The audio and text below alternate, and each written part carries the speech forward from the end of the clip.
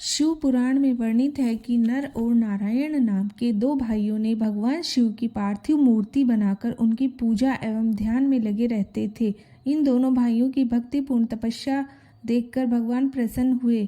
भगवान शिव इनके समक्ष प्रकट हुए। भगवान शिव ने इन्हें वरदान मांगने के लिए कहा तो जन कल्याण की भावना से इन्होंने शिव से वरदान मांगा कि वह अपने क्षेत्र में जन कल्याण हेतु सर्वदा विद्यमान रहें।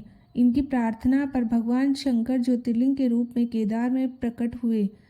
केदारनाथ से जुड़ी पांडवों की कथा शिव पुराण में लिखा है कि महाभारत के युद्ध के पश्चात पांडवों को इस बात का प्रायश्चित हो रहा था कि उनके हाथों उनके अपने भाइयों की हत्या हुई है।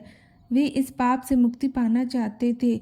इसका समाधान जब उन्होंने वेद व्यास जी से पूछा तो उन्होंने कहा कि बंधुओं की हत्या का पाप तभी मिट सकता है जब शिव इस पाप से मुक्ति प्रदान करेंगे। शिव पांडवों से अप्रसन्न थे, अतः पांडव जब विश्वनाथ के दर्शन के लिए काशी पहुँचे तब वे वहाँ शंकर प्रत्यक्ष प्रकट नहीं हुए।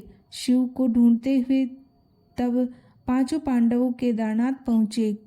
पांडवों को आया देखकर शिव ने बैल का रूप धारण कर लिया और बैल के झुंड में शामिल हो गए।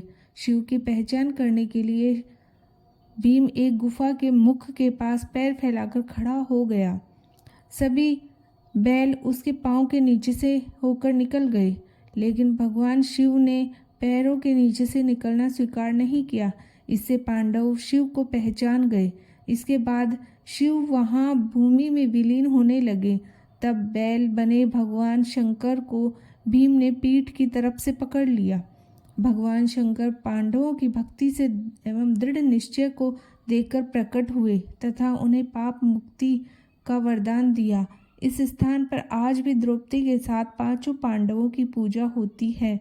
यहाँ शिव की पूजा बैल के पृष्ठभाग के रूप में तभी से चली आ रही है।